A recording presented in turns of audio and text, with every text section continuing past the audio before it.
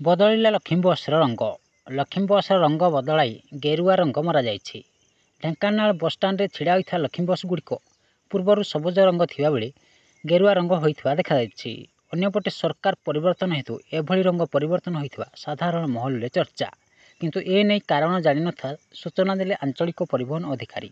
Bureau report, news Odisha TV. मो पाखरे कोनोसी प्रकार इन्फॉर्मेशन नाही, मु जदि पाइबे आपन गेरुआ जो कलर कहते से गेरुआ कलर कौन प्रकार मो पाखरे प्रथम आपन पाखरे ही सुनी, किंतु आपन परिवहन अधिकारी आपन पाखरे खबर रहा कथा कि किभली खबर रहनी जे एंदी परिवर्तन मु सेटा कहि परिबिनी कोन लेवल केमते मु कहबी सेटा केमते मु कहि परिबी। किंतु रथयात्रा को स्पेशल बस जिबार किछि एंदी योजना रहिछि।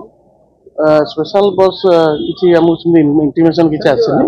बस का मतलब बस का अधीन कोइ साथी परिवहन कोइ साथी योजना परिवर्तन है अन्य नामकरण ना किछि हम आपको नोटिफिकेशन किछि देखा बस चले जाई चाहिए।